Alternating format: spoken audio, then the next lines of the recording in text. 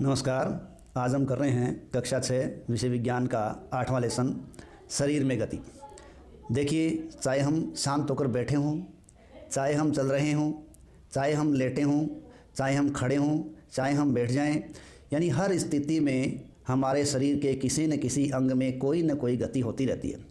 जैसे हम श्वास लेते हैं तब भी हमारे शरीर में कई गति होती है, हम पलकें झपकाते हैं तो गति होती है, नोटबुक में लिखते हैं तो गति होती है, अपर पीछे मुड़कर देखते हैं तो गति होती है। कहने का मतलब है कि शरीर हर स्थिति में गति करता है। ठीक है, हाँ, बस इसके गति करने का भाग अलग अलग होता है। कहीं आँख गति कर रही है तो कहीं पैर गति कर रहे हैं तो कहीं हाथ गति कर रहे हैं, यानी ये गतियाँ चलती रहती हैं। लेकिन जब हम एक स्थान से दूसरे स्थान तक वास्तव में पहुँचते हैं या चलकर जाते हैं तो या तो हम चलकर जाएंगे या दौड़ कर जाएंगे या उछल कर हम जाएंगे। तो कहने का मतलब है कि जो जंतु है वो एक स्थान से दूसरे स्थान तक गति करता है।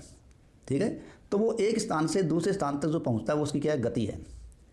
अलग अलग जीव हैं, वो अलग अलग प्रकार से गति करते हैं। टेबल के अंदर बात करें तो इस टेबल के अंदर देखिए, अपने को दिया गया है गाय पैर के माध्यम से चलती है। इसी प्रकार मनुष्य है तो वो भी क्या होता है, अपने पैर के माध्यम से ही चलता है। लेकिन वही सांप की बात करें तो उसका संपूर्ण शरीर ही गति करता है, वो रेंग कर एक स्थान से दूसरे स्थान तक पहुंच जाता है। लेकिन पक्षी की गति इन सबसे अलग है। पक्षी के शरीर पर क्या होते हैं, पंख होते हैं और पंख के द्वारा वो उड़कर आगे पहुंचता है। लेकिन जब हम कीट की बात करते हैं तो कुछ कीटों में बाल जैसी धागे जैसी संरचना होती है, वो उनको गति करवाने में काम करती हैं। कई कीटों के अंदर पंख जैसी संरचनाएं होती हैं, वो भी उनको गति कराने उड़ने में सहायता कर सकती हैं। तो कीटों के अंदर अलग अलग प्रकार की संरचनाएं होती है जो उनको गति करवाती है। मछली है तो वो अपने फिन के माध्यम से तैरने का कार्य करती है। ठीक है, तो अलग अलग जीव के अंदर गमन करने की, गति करने की परिस्थितियां अलग अलग है। यहाँ देखिए, बुद्ध जो है वो कह रहा है कि पौधों की गति है उसको लेकर वो आश्चर्यचकित है। वह जानता है कि पौधा एक स्थान से दूसरे स्थान तक नहीं जाता, परंतु क्या वो किसी दूसरे प्रकार की गति प्रदर्शित करता है। देखिए, हाँ, एक पौधा है जिसका नाम है छुई मुई। क्या पौधा है, छुई मुई। तो छुई मुई का जो पौधा है वो क्या, उसका वो छुएंगे तो छूने पर वो सिमट जाता है और थोड़ी देर बाद वापस वो फैल जाता है। तो पौधों में भी गतियाँ होती है और पौधे की लंबाई बढ़ती है, वो गति अपने को दिखाई नहीं देती, लेकिन वो धीमे धीमे बढ़ता है, उसकी वृद्धि अपने को दिखाई देती है। चलना, टहलना, दौड़ना, उड़ना, छलांग मारना, रेंगना, तैरना, ये क्या है, ये जंतुओं के एक स्थान से दूसरे स्थान तक जाने के तरीके हैं। तो जंतुओं के एक स्थान से दूसरे स्थान तक जाने के तरीकों में विविधता है। ठीक है, और इन विविधताओं के कारण ही उनके चलने के तरीके अलग है। सांप रेंग कर चलता है, पक्षी उड़ कर जाता है, मछली तैरती है। लेकिन हम यहाँ मानव की बात करें तो देखिए, इस लेसन के अंदर हम विभिन्न जीवों के बारे में बात करेंगे, लेकिन शुरुआत अपन देख रहे हैं मानव शरीर और इसकी गतियाँ। ठीक है, देखिए, मानव शरीर है और उसमें होने वाली गतियाँ हैं, उनको जानने के लिए हमें कुछ बातों को जानना आवश्यकता है। जैसे हड्डी। ठीक है, अब इस पाठ में जगह जगह नाम आएगा अस्थि। ठीक है, इसी प्रकार नाम आएगा संधि। ठीक है, और इसमें नाम आएगा मांसपेशी। ठीक है, अब ये जो नाम है उन नामों को हमें जानना जरूरी है। ठीक है, देखिए, हड्डी या अस्थि, हमारा जो संपूर्ण शरीर है वो हड्डियों या अस्थियों का एक ढांचा है। ठीक है, और शरीर में अनेक हड्डियां या अस्थियां होती है, और दो हड्डियां या अस्थियां जहां जुड़ती है वो भाग क्या कहलाता है, संधि कहलाता है। ठीक है, दो अस्थियां जहां मिलती हैं वो भाग क्या कहला रहा है, संधि कहलाता है। ठीक है, तो ये जो संधि होती है वो संधियां हाथ को या पैर को या हमारे शरीर को गति करवाती हैं। ये संधियां दो तरह की होती है। एक संधि को हम कहते हैं चल संधि, जबकि दूसरी संधि को हम कहते हैं अचल संधि। चल संधि है वो गति करती है, अचल संधि गति नहीं करती। और रही बात मांसपेशियों की, तो देखिए, मांसपेशियां क्या है, ये शरीर को संकुचित करती हैं या प्रसारित करती हैं। ठीक है, तो शरीर के संकुचन के लिए, प्रसारण के लिए किसकी आवश्यकता होती है, मांसपेशियों की आवश्यकता होती है। ठीक है, तो विविध प्रकार की गतिविधियां अपने शरीर के माध्यम से होती है। ठीक है, हमारे हाथ, हमारे पैर अलग अलग प्रकार से गति करते हैं। ठीक है, अब ये गति करने का जो काम है वो अलग अलग अंग अलग अलग प्रकार से करता है। हमारी अंगुलियों की गतियाँ अलग होती है, हमारी कोहनी की गति अलग है, हमारे घुटने की गति अलग है, हमारी गर्दन की गति अलग है। कहने का मतलब है ये गतियाँ अलग अलग है। ठीक है, अलग अलग का मतलब क्या हुआ कि कुछ ऐसी गतियाँ हैं जो हमारे अंग को चारों तरफ घुमा सकती है। ठीक है, इसी प्रकार कुछ गतियाँ ऐसी है जो दाएं बाएं आगे पीछे हो सकती है, और कुछ गतियाँ ऐसी है जो केवल एक ही दिशा में मुड़ सकती है। ठीक है, तो अब जानने के लिए सबसे पहले अपने चित्र को देखते हैं। इस चित्र में क्या किया गया इस चित्र के अंदर एक व्यक्ति है, उसके कोहनी की जगह एक स्टिक लगा दी गई है या लकड़ी लगा दी गई है और उसको कोहनी से ऊपर और नीचे वाले भाग पर बांध दिया गया। अब इस व्यक्ति को हम कहें कि कोहनी मोड़ने का प्रयास करो तो वो कोहनी नहीं मोड़ पाएगा। ठीक है, तो यहाँ कोहनी है वो यहाँ हाथ को गति करवाने का कार्य करती है। कौन सी गति? मोड़ने का कार्य करती है। ठीक है, तो इसके बगैर ये मोड़ नहीं पाएगा। अब ये जो टेबल दी गई उसमें गर्दन, कलाई, अंगुली, घुटने, एड़ी, पादांगुली, पीठ, सिर, कोहनी, भुजा, ये चीज़ें वो घूमने वाली है, ये गति करने वाली है। लेकिन ये कह रहा है कि ये पूर्णतः घूमती है? नहीं, हर अंग पूर्ण तरीके से नहीं घूमता, लेकिन हमारे हाथ की भुजा है उसको हम पूरी तरीके से घुमा सकते हैं। जबकि कुछ भाग क्या होंगे? अंश तक घूमेंगे। जैसे अपने को दूसरी लाइन में दिया गया गर्दन, ठीक है, गर्दन उसको आगे पीछे दाएं बाएं तो कर सकते हैं, लेकिन बाकी अंग है उनको हमेशा नहीं कर सकते। इसी प्रकार भुजा जैसे चारों तरफ घूम सकती है, ये बाकी चारों तरफ नहीं घूम सकती। ठीक है, इसी प्रकार कुछ भाग झुकते हैं, कुछ उड़ते हैं और कुछ ऐसे हैं जो बिल्कुल भी गति नहीं करते। ठीक है, अब बिल्कुल भी गति नहीं करने वाले का अगर हम एग्जाम्पल देखें तो हमारा ऊपरी जबड़ा है वो बिल्कुल ही गति नहीं करता है। ठीक है, तो संधि जो नाम पहले भी आ चुका है। ठीक है, जहाँ दो अस्थियाँ आपस में मिलती हैं या हड्डियाँ आपस में मिलती है तो वो कहलाता है संधि। ठीक है, अगर हमारे शरीर में संधियाँ नहीं होती तो शरीर की गतियाँ भी मुश्किल हो जाती हैं। ठीक है, अब देखो संधि है वो अलग अलग प्रकार की होती है। ठीक है, अगर हम अपने अंगुली के द्वारा अपने सिर, अपने चेहरे, गर्दन, नाक, कान, कंधे, पीठ, पैर, अंगुली, पादांगुली आदि को दबाएं तो हमें पता चलेगा कि जो अंगुली दबा रही है वो किसी कठोर संरचना को दबा रही है। और ये कठोर संरचनाएं क्या है? ये कठोर संरचना ही अस्थि है या हड्डी है। तो हमारे संपूर्ण शरीर में कठोर संरचनाएं क्या हैं? हड्डियां हैं, अस्थियां हैं। ठीक है, अब ये अस्थियां हैं, इतनी सारी अस्थियां हैं, जब अस्थियों को नहीं मोड़ा जा सकता तब हम अपनी कोहनी को कैसे मोड़ लेते हैं। ठीक है, अब बात आती है कि हम जानते हैं कि अस्थि नहीं मुड़ती, लेकिन हमारी कोहनी मुड़ती है, हमारा घुटना मुड़ता है। ठीक है, तो एक हाथ की जो बात करें तो हाथ के ऊपरी हिस्से से लेकर कलाई तक एक ही लंबी अस्थि नहीं है, वास्तव में अनेक अस्थियां कोहनी तक जुड़ी हुई होती है। इसी प्रकार हमारे शरीर के प्रत्येक हिस्से में अनेक अस्थियां हैं। ठीक है, तो इन अनेक अस्थियों के कारण ही हमें वो अलग अलग तरीके से गति कर पाते हैं, झुका पाते हैं या कहीं से गति बिल्कुल भी नहीं कर पाते। तो दो हड्डियां हमारी जुड़ती हैं वो संधि कहलाती है। तो उन्हीं संधि में देखिए चल संधि है। हमने बात की थी कि संधियां दो प्रकार की होती है, चल संधि और चल संधि। यहाँ सबसे पहले अपने को दी गई है कंदुक कलिका संधि। दो कंदुक कलिका जो संधि दी गई है वो एक चल संधि का उदाहरण है। किसका उदाहरण है? चल संधि का उदाहरण। जैसे आप ये मान लीजिए कि ये हमारे पास एक कटोरी है, ठीक है, और इस कटोरी के अंदर ये क्या है? एक गेंद है। अब इस गेंद को इस कटोरी के अंदर हम किसी भी दिशा में घुमा सकते हैं। ठीक है, तो ये एक कंदुक कलिका संधि का एग्जाम्पल है। ये कहाँ है? देखिए हमारा जो कंधा है, ठीक है, हमारे कंधे के अंदर ये अस्थि है, कंदुक कलिका संधि। हमारा जो कंधा है उस कंधे के अंदर ये कटोरी नुमा भाग है और हाथ की जो अस्थि है वो इस कटोरी नुमा भाग के अंदर धंसी होती है और अस्थि है उसका सिरा क्या है? गेंद की तरह गोल है। ठीक है, तो कंधे की जो कटोरी नुमा भाग है, गुहिका है, उस गुहिका में हाथ की अस्थि का गेंद नुमा भाग उसमें फिट होता है। अब वो गेंद नुमा भाग है वो जिस प्रकार कटोरी में गेंद किसी भी दिशा में घूम सकती है, उसी प्रकार कंधे में जो गुहिका होती है, कटोरी नुमा गुहिका होती है, उसमें अस्थि का गोल गेंद वाला हिस्सा किसी भी दिशा में घुमाया जा सकता है। इस प्रकार वो चारों दिशा में घूम सकती है। तो ये संधि जो चारों दिशाओं में गति कर सकती है कंदुक कलिका संधि कहलाती है। और ये संधि हमें एक तो हाथ में यानी कंधे में दिखाई देती है और ये जांघ में दिखाई देती है, कुल्ले की अस्थि। ठीक है, कुल्ले वाली जांघ की अस्थि है, उस अस्थि में भी अस्थि का भाग है वो गेंद की तरह है और जो कुल्ले का हिस्सा है वो एक कटोरी की भांति होता है। उस कटोरी के अंदर अस्थि का गेंद नुमा हिस्सा है वो घूमता रहता है। इसीलिए हमारी कंधे की अस्थि और हमारे कुल्ले की अस्थि ये जोड़ है, वहाँ हमें चारों दिशाओं में घुमा सकते हैं। तो ऐसी संधि जो चारों दिशाओं घूम सके वो कंदुक कलिका संधि कहलाती है। और यहाँ अपने को चित्र में दिखाया भी गया है, कटोरी नुमा आकृति के अंदर गेंद घूम रही है। तो हमारा जो कंधे का हिस्सा है वो चारों ओर घूम सकता है, वो कंदुक कलिका का उदाहरण है। अब है धुरागर संधि। धुरागर संधि है, देखिए ये भी क्या है? धुरागर संधि भी एक चल संधि का उदाहरण है। ठीक है, अगर हम बात करें हमारी गर्दन की, गर्दन को हम आगे पीछे कर सकते हैं, दाएं बाएं कर सकते हैं, ऊपर नीचे कर सकते हैं, लेकिन इसको चारों तरफ नहीं घुमा सकते। ठीक है, गर्दन और सिर को जोड़ने वाली जो संधि है वो धुरागर संधि है। ठीक है, ध्यान रखें, गर्दन और सिर को जोड़ने वाली संधि है वो धुरागर संधि है, जो आगे पीछे दाएं बाएं हो सकती है लेकिन चारों तरफ नहीं हो सकती। ऐसा क्यों है? क्योंकि इसके अंदर जो गति है उस गति के अंदर एक छल्ले नुमा भाग होता है। उस छल्लेनुमा भाग के अंदर बेलनाकार सी अस्थि होती है, ठीक है। अब ये छल्लेनुमा भाग के अंदर जो बेलनाकार अस्थि है वो चारों तरफ तो नहीं घूम सकती, लेकिन वो आगे पीछे दाएं बाएं हो सकती है। तो इस प्रकार की शरीर की गति जो चारों दिशाओं में नहीं घूमती लेकिन आगे पीछे दाएं बाएं गति कर सकती है, वो गति दुराग्र संधि कहलाती है। और ये देखिए चित्र के अंदर खोपड़ी में हम यहाँ देख रहे हैं, ये दुराग्र संधि का एग्जाम्पल है, ठीक है। यानी दुराग्र संधि के अंदर क्या होता है, बेलनाकार अस्थि एक छल्ले में घूमती है, जो उसे चारों तरफ तो नहीं घूमने देती लेकिन आगे पीछे दाएं बाएं घुमा सकती है। तीसरी संधि है हिंद संधि। देखिए हिंद संधि भी क्या है, चल संधि का ही उदाहरण है। हम जब घर में कोई दरवाज़ा खोलते हैं तो दरवाज़ा एक तरफ खुलता है, ठीक उसी प्रकार दरवाजे को बंद करेंगे तो वो उसी प्रकार बंद होगा। तो दरवाजे का खोलना एक दिशा में क्यों है, क्योंकि उसमें कब्जे लगे हुए हैं।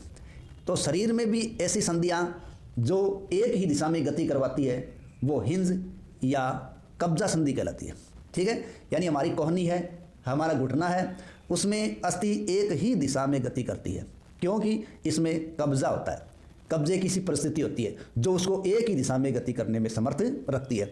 तो हिंद संधि क्या हो गई, इस प्रकार की संधि जिसमें गति केवल एक ही दिशा में होती है, आगे या पीछे हो सकती है। तो इसमें हम देख रहे हैं कि गति है, तो गति है वो क्या होगी, एक दिशा में होगी। यानी कोहनी में हिंज या कब्जा संधि होती है जो शरीर को केवल आगे पीछे एक ही दिशा में मोड़ सकती है, गति करवा सकती है, ठीक है। अब देखिए अचल संधि।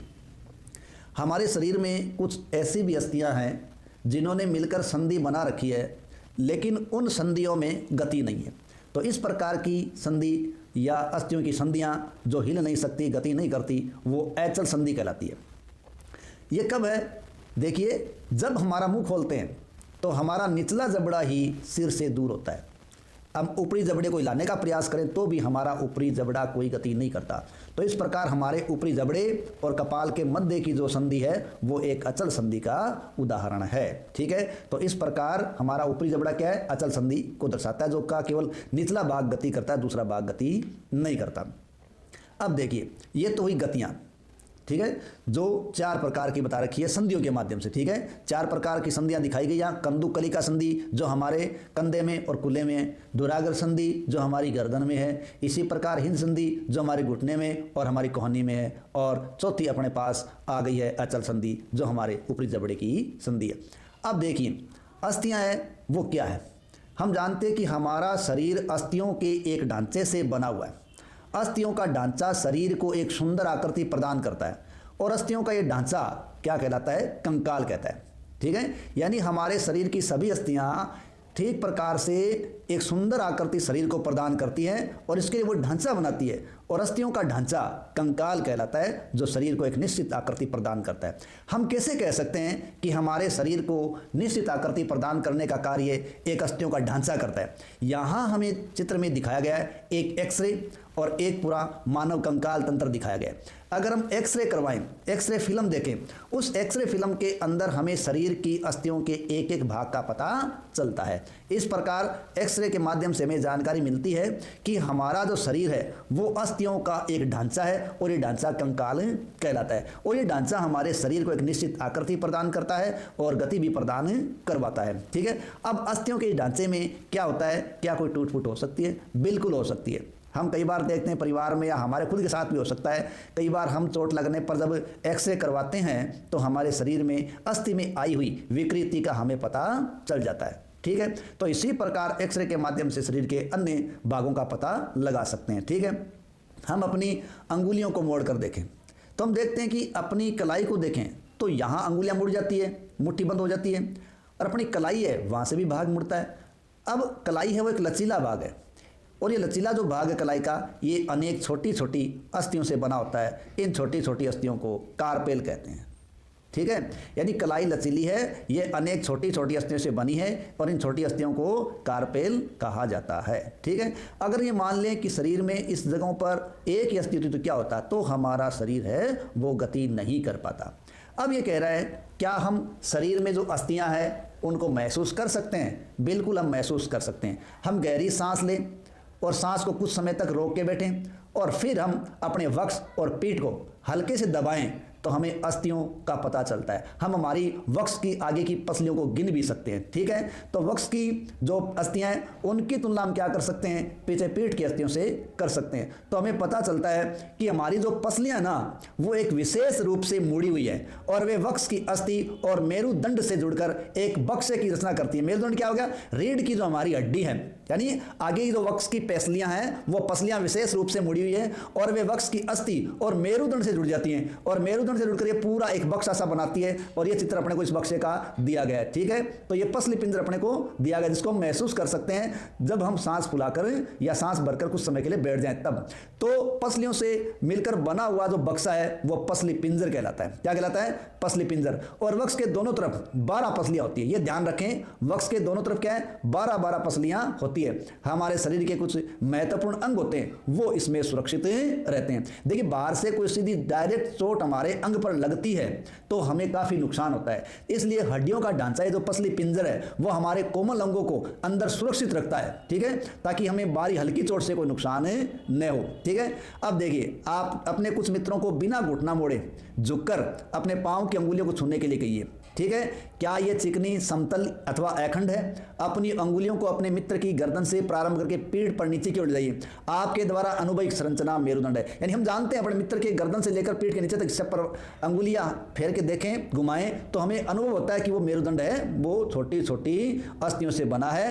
और ये जो छोटी छोटी अस्थियां हैं वो अस्थियां कशेरुका कहलाती है, यानी हमारा मेरुदंड अनेक छोटी छोटी अस्थियों से बना है और ये अस्थियां कशेरुका कहलाती है। और मेरुदंड 33 कशेरुकाओं का बना होता है और पसली पिंजर भी वक्ष क्षेत्र की इन अस्थियों से जुड़ा हुआ होता है। ध्यान रखिए हमने अभी देखा है पसली पिंजर के अंदर 12 पसलियां होती है, जबकि हमारी रीढ़ की हड्डी की जब बात करें उसमें छोटी छोटी अस्थियां हैं। रीढ़ की हड्डी की छोटी छोटी अस्थियां कशेरुका कहलाती है और कशेरुकाओं की संख्या मेरुदंड में 33 है, ठीक है।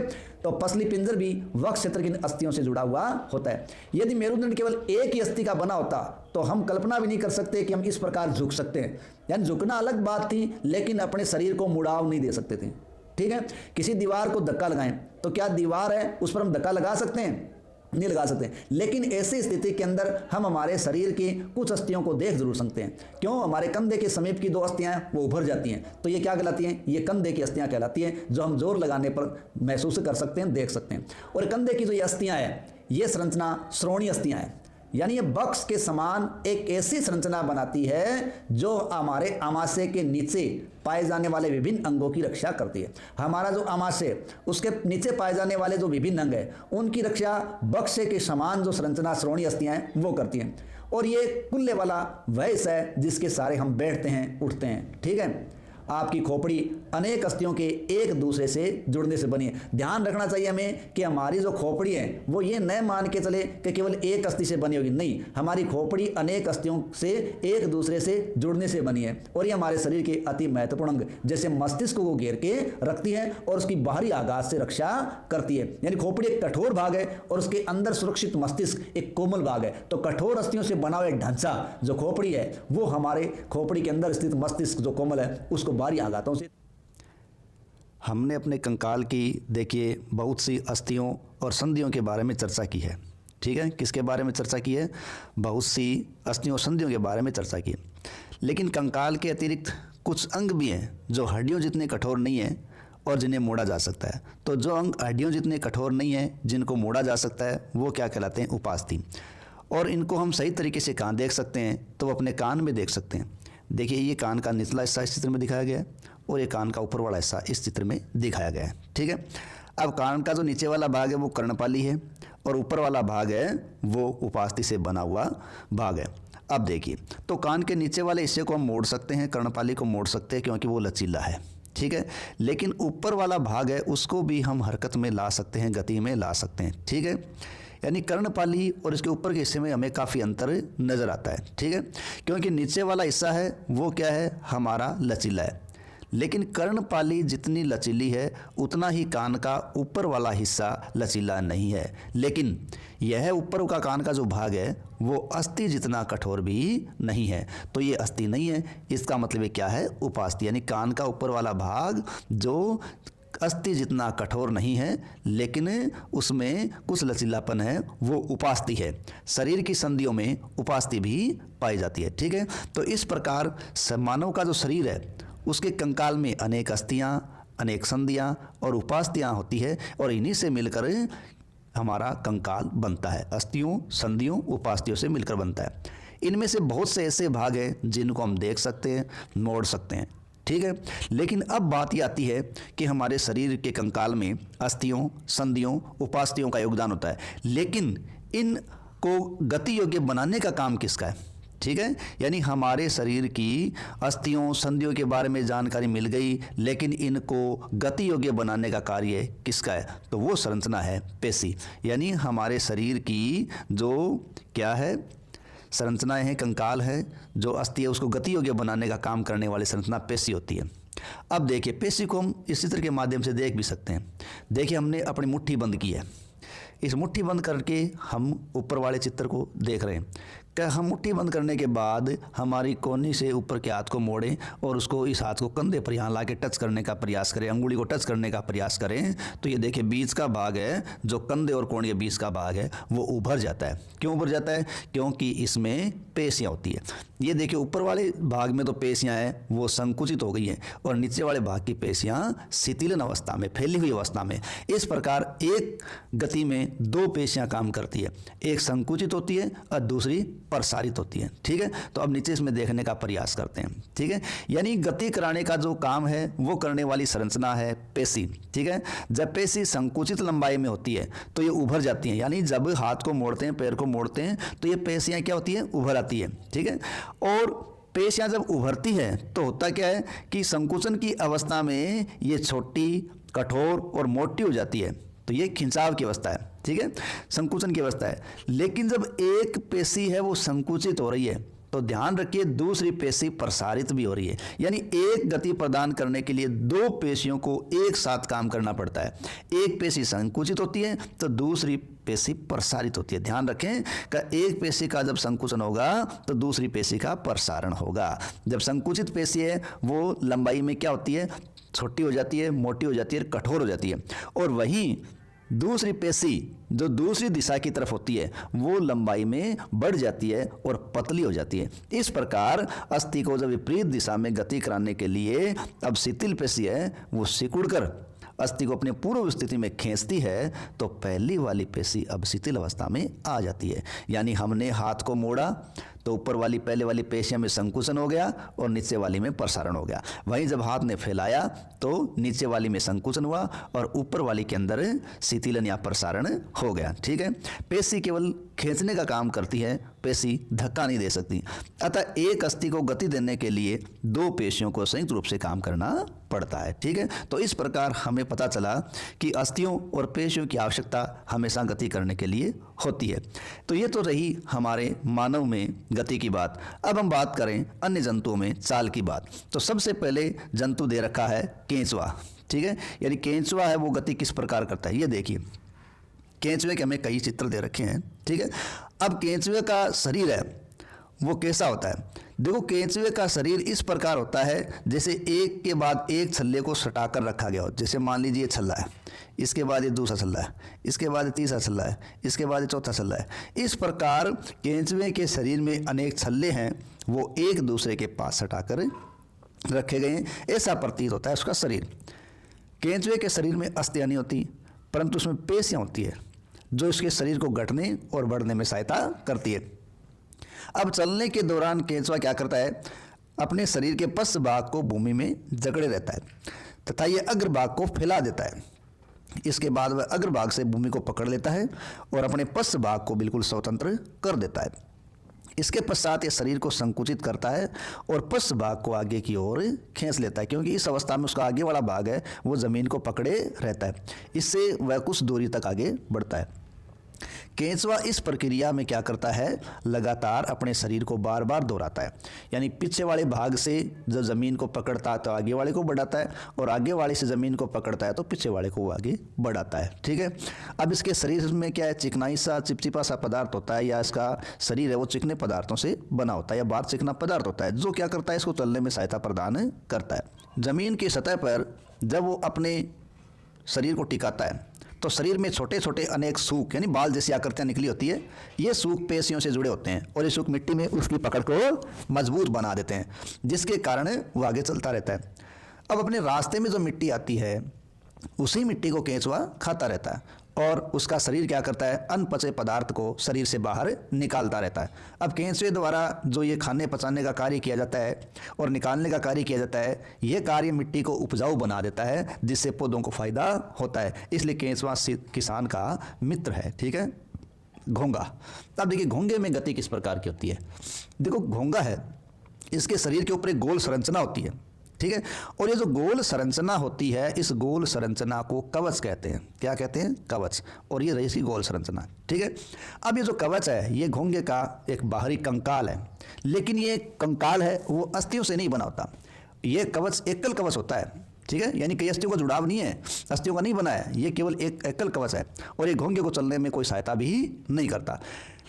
ये घोंगे के साथ खींचता जाता है। लेकिन हालांकि अपने मान रहे हैं कि ये घोंगे को चलने में तो सहायता नहीं करता, लेकिन ध्यान रखें जब प्रतिकूल परिस्थितियाँ आती है तो यही कवच इस घोंगे की सुरक्षा जरूर करता है। ठीक है। हम घोंगे को मान लीजिए कांच की पट्टी पर रखें और जब ये चलना प्रारंभ करें तो कांच की पट्टी को अपने हाथों से अपने सिर से जब ऊंचा उठाकर हम देखें, नीचे से कांच की पट्टी को देखें, तो हमें क्या पता चलेगा कि कवच से शरीर है वो घोंगे का बाहर आता है। कवच से जब घोंगे का शरीर बाहर आएगा, क्योंकि कवच में क्या होगा, एक छेद होता है, उसमें से घोंगे का शरीर बाहर आता है, पीछे की तरफ इसके पैर, अग्रभाग की तरफ इसका सिर बाहर आ जाता है। तो वो छेद खुलता है तो मोटी सी मांसल संरचना बाहर आएगी। अब मोटी मांसल संरचना जो मोटी होती है, भारी सी लगती है, वो पीछे होती है, वो है पैर, जो दृढ़ पेशियों का बना होता है। ठीक है। जब वो चलता है तो लहरदार सी गति बनती है और आगे वो चलता रहता है। ध्यान रखें उसके पश्चपेद जो बड़े मोटे मांसल होते हैं वो भारी होते हैं इसकी तुलना में, शरीर की तुलना में, इसलिए घोंगे की जो गति है ना वो हमेशा केंचुए की गति से कमजोर होती है, तेज नहीं होती। ठीक है। तो घोंगा है वो केंचुए की तुलना में कम गति करता है, धीमी गति करता है। ठीक है। अब है तिलचट्टा। देखिए तिलचट्टा है वो ज़मीन पे चल भी सकता है, दीवार पर चढ़ भी सकता है और वायु में उड़ भी सकता है, क्योंकि ये सभी चीज़ों के लिए अनुकूलित होता है। अब इसमें ऐसा क्या होता है, केंचुए में 3 जोड़ी पैर होते हैं और ये पैर उसको चलने में सहायता करते हैं और इसका जो शरीर है केंचुए का वो कठोर बाह्य कंकाल के द्वारा ढका होता है और ये बाह्य कंकाल विभिन्न एककों की परस्पर संधियों के द्वारा बनता है, जिसके कारण गति संभव हो पाती है। ठीक है। यानी एकक है वो एकल होते हैं, बाह्य कंकाल को बनाते हैं और ये उसके चलने में सहायता करते हैं। वक्ष है उससे 2 जोड़े पंख भी जुड़े होते हैं। ठीक है। वक्ष से जब 2 जोड़े पंख होंगे तो उसको उड़ने में मदद करेंगे। आगे वाले पैर संकरे, अब इसमें चित्र में साफ दिख रहा है कि इसके 3 जोड़ी पैर अपने को दिख रहे हैं, ये पीछे वाले, ये मध्य वाले, ये आगे वाले। ठीक है। तो अगले वाले पैर संकरे होते हैं और पिछले वाले पैर चौड़े और पतले होते हैं। ठीक है। तिलचट्टे में विशिष्ट पेशियां भी होती हैं। अब पैर की पेशियां क्या करती है, उन्हें चलने में सहायता प्रदान करती है और वक्ष की पेशियां क्या करती है, तिलचट्टे के उड़ने में उसकी मदद करती है, क्योंकि वो उस समय पैरों को गति प्रदान कर देती है। ठीक है। इस प्रकार तिलचट्टे में अपनी अलग संरचनाएं होती है। पक्षी, देखिए पक्षी हैं वो उड़ते हैं। अब पक्षी उड़ते कैसे, क्योंकि पक्षियों का शरीर है वो उड़ने के लिए अनुकूलित होता है। अब पक्षियों में ऐसा क्या होता है कि उनका शरीर उड़ने के लिए अनुकूलित होता है। देखिए जो पक्षी हैं उनकी अस्थियों में वायु प्रकोष्ठ होते हैं। क्या होते हैं, वायु प्रकोष्ठ। पक्षियों की अस्थियों में वायु प्रकोष्ठ होते हैं, जिनके कारण उनकी अस्थियां हल्की और मजबूत हो जाती है, क्योंकि वायु प्रकोष्ठ होते हैं उनमें वायु भर जाती है, इसलिए अस्थियां हल्की होती हैं। ठीक है। अब पश्चपाद यानी उसके पीछे वाले पैरों की अस्थियां चलने और बैठने के लिए अनुकूलित होती है। अग्रपाद की अस्थियां रूपांतरित होकर पक्षी के पंख बनाती है। ठीक है। यानी पीछे वाले पैरों की अस्थियां चलने और बैठने के योग्य बनाती है, जबकि अग्रपाद की अस्थियां रूपांतरित हो जाती है, पक्षी के पंख बना देती है। और पक्षी के जो कंधे की अस्थियां हैं वो मजबूत होती है। वक्ष की अस्थियां उड़ने वाली पेशियों को जकड़ के रखने के लिए विशेष रूप से रूपांतरित हो जाती हैं। यानी इसके वक्ष पर जो अस्थियां हैं वो उड़ने वाली पेशियों को जकड़ के रखती हैं और विशेष रूप से वो रूपांतरित हो जाती है, इसलिए वो पंखों को ऊपर और नीचे करने में अपनी सहायता प्रदान करती है, जिसके कारण वो हल्का शरीर लेकर आसानी से उड़ लेता है। ठीक है। अब है मछली।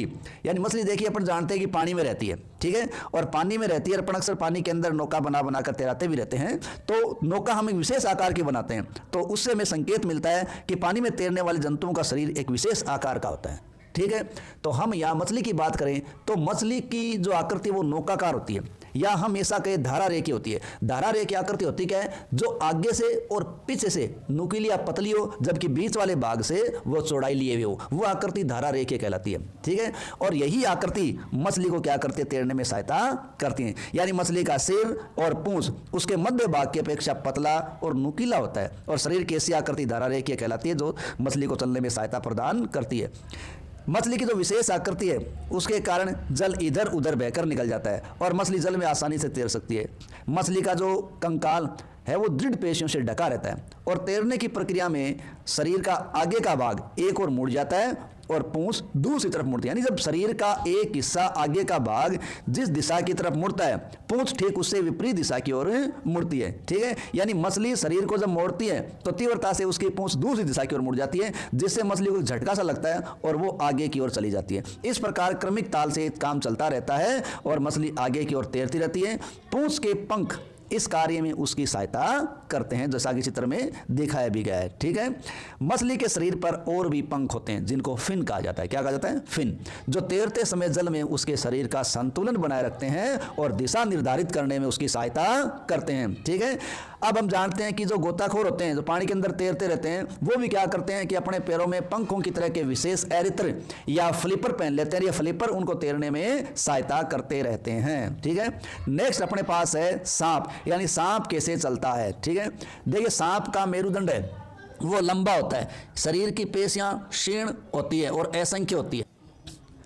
ठीक है, तो सर्प का मेरुदंड क्या होता है? लंबा होता है और शरीर की पेशियां क्षीण और असंख्य होती हैं और वे क्या करते हैं, वे आपस में जुड़ी रहती हैं, चाहे वे एक दूसरे से दूर ही क्यों न हो, लेकिन उनमें जुड़ाव होता है। पेशियां मेरुदंड, पसलियों और त्वचा को भी एक दूसरे से जोड़ती हैं। ठीक है, पेशियां वो मेरुदंड, पसलियों और त्वचा को एक दूसरे के साथ जोड़ देती है। सर्प का शरीर अनेक वलय में मुड़ा होता है, वलय यानी घेरे। इसी प्रकार सर्प का प्रत्येक वलय उसे आगे की ओर धकेलता है। इसका शरीर अनेक वलय बनाता है और प्रत्येक वलय आगे को धक्का देता है। इस कारण सर्प है वो बहुत तेज गति से आगे की ओर बढ़ता है, क्योंकि उसका प्रत्येक वलय आगे वाले वलय को क्या होगा? धक्का देगा। इसलिए धक्का देता है तो वो आगे की ओर चलता है, परंतु सरल रेखा में सांप नहीं चलता। इस प्रकार सांप है वो गति करता है। तो इस लेसन के अंदर हमने बहुत सी जंतुओं की गतियों के बारे में अध्ययन किया, उनमें अस्थियों, उपास्थियों, पेशियों के बारे में जानकारी प्राप्त की। ठीक है, प्रसिद्ध ग्रीक दार्शनिक हुए हैं अरस्तु। क्या नाम है? प्रसिद्ध ग्रीक दार्शनिक है अरस्तु। इन्होंने एक पुस्तक लिखी है गेट ऑफ एनिमल्स।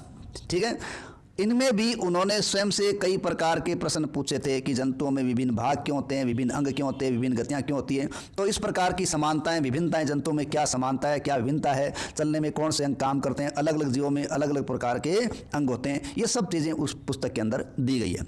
अब देखिए, बेहतर जीवन के लिए योग। योग प्राचीन भारतीय परंपरा का एक अमूल्य उपहार है। देखो, संयुक्त राष्ट्र संघ के द्वारा 21 जून को अंतर्राष्ट्रीय योग दिवस है वो घोषित कर दिया गया है। और योग व्यक्ति को क्या करता है? स्वस्थ रखता है, मेरुदंड को सीधा रखने में मदद करता है, जिससे आप सीधे बैठते हैं, झुककर नहीं। योग की कई मुद्राएं हैं जिससे आप स्वयं का वजन उठा सकते हैं, जिससे अस्थियां मजबूत होती है और ऑस्टियोपोरोसिस से बचाती है। ऑस्टियोपोरोसिस क्या है? हड्डियों से संबंधित रोग है। ये जोड़ों के दर्द को कम करती है, जो अधिकतर बुजुर्ग लोगों में देखा जाता है। इससे शरीर की सभी मांसपेशियां सक्रिय रहती है और इससे हृदय भी स्वस्थ रहता है, जिससे वह अधिक दक्षता से कार्य करता है। कुछ योग आसन ऐसे हैं जिसे एक प्रशिक्षित व्यक्ति की देखरेख में ही किया जाना चाहिए। ठीक है, तो योग को अपने जीवन में अपनाएं और बेहतर स्वास्थ्य के लिए अपना योगदान दें। बेहतर स्वास्थ्य होगा तो हम कुछ सही रूप से कर पाएंगे, सोच पाएंगे और राष्ट्र निर्माण में अपना योगदान दे पाएंगे। धन्यवाद। इसी के साथ अपना लेसन समाप्त। चलते चलते हम क्या करते हैं, इस पाठ के प्रश्नोत्तर को भी देखते हैं। ठीक है, सबसे पहला प्रश्न है, रिक्त स्थानों की पूर्ति कीजिए। इसमें अपने को दिए गए हैं 4 खाली स्थान। पहला प्रश्न है, अस्थियों की संधियां शरीर को में सहायता करती है। तो यहाँ देखिए क्या आएगा, अस्थियों की संधियां शरीर को गति, तो आ जाएगा गति में सहायता करती हैं। दूसरा अपने को दे रखा है, अस्थियां एवं उपास्थि संयुक्त रूप से शरीर का क्या बनाती है? कंकाल बनाती है। ठीक है, अस्थि और उपास्थि से मिलकर हमारे शरीर का कंकाल बनता है। ठीक है, और नेक्स्ट अपने को तीसरा जो प्रश्न दिया गया है वो प्रश्न है, कोहनी की अस्थियां। ठीक है, यानी हमारे शरीर के अंदर जो कोहनी है वो किस संधि के द्वारा जुड़ी रहती है? तो ये जुड़ती है, वो संधि है हिंज संधि। कौन सी संधि आ जाएगी? हिंज संधि आ जाएगी। ठीक है, और चौथा अपने को दे रखा है, गति करते समय के संकुचन से पेशियां खींचती है। तो क्या है जिसके द्वारा पेशियां खींचती है?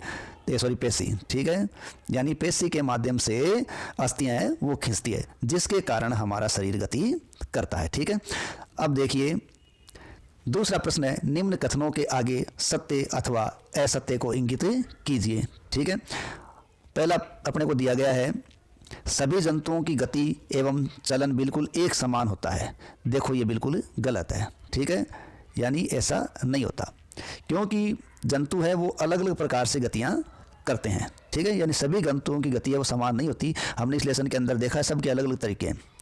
दूसरा है, उपास्थि अस्थि की अपेक्षा कठोर होती है। ये भी बिल्कुल गलत है, ठीक है, उपास्थि कठोर नहीं होती बल्कि अस्थि कठोर होती है, ठीक है। इसका उदाहरण हमने कान के अंदर देखा है, ठीक है, कर्णपाली में ऊपरी हिस्से में। तीसरा है, अंगुलियों की अस्थियों में संधि नहीं होती। ये भी बिल्कुल गलत बात है। अगर अंगुलियों की अस्थियों में संधियां नहीं होती तो अंगुलियां मुड़ नहीं पाती। हमारी अंगुलियां हैं वो हिंद संधि का एग्जाम्पल है, ठीक है, तो ये बात भी यहाँ गलत हो गई। अगर भुजा में 2 अस्थियां होती हैं, ये बिल्कुल सही है, अगर भुजा में 2 अस्थियां होती है। तिलचट्टे में बाह्य कंकाल पाया जाता है, ये बात भी बिल्कुल सही है, तिलचट्टे में बाह्य कंकाल पाया जाता है। इस प्रकार इसमें 3 ऊपर वाले बिल्कुल गलत हैं और नीचे वाले 2 बिल्कुल सही है। अब अपने को दिया गया है मिलाप करना, ठीक है। सबसे पहले कॉलम ए और कॉलम बी को देखते हैं और हमें इसका मिलान करना है। ऊपरी जबड़ा, हमने इस लेसन के अंदर 2 प्रकार की संधियां पढ़ी है, चल संधि और अचल संधि।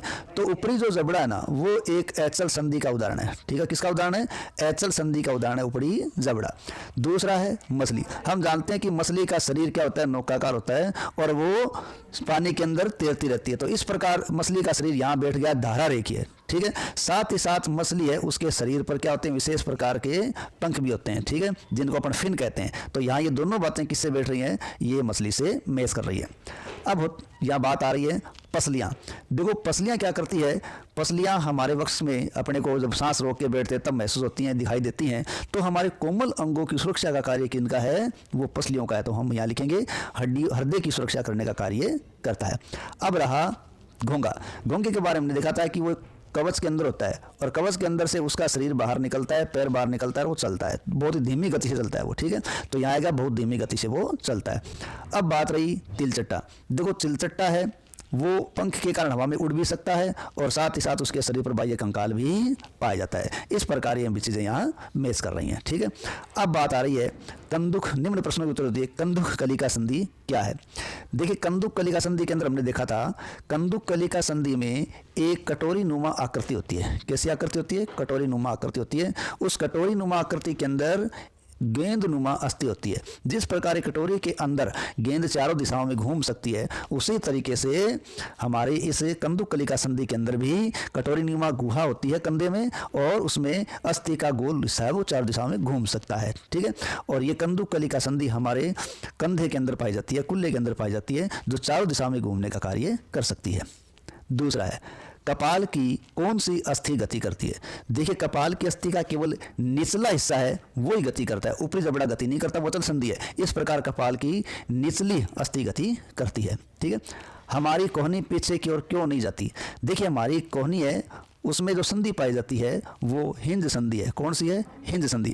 और हिंज संधि है वो इसमें कब्जे की स्थिति इस प्रकार होती है कि उसको एक दिशा में गति करने के लायक रखती है। इस प्रकार हमारी कोहनी और हमारा घुटना है वो एक दिशा में करता है, गति करता है, क्योंकि उसमें हिंज संधि होती है, अतः ये दूसरी दिशा में नहीं मुड़ सकते। इसी के साथ धन्यवाद।